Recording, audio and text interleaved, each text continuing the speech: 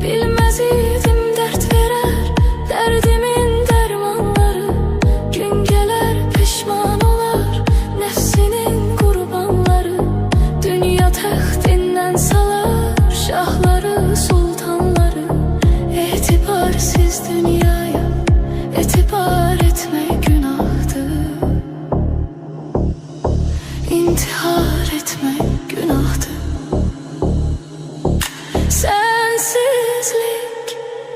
Sensizlik çok çetin dünyada.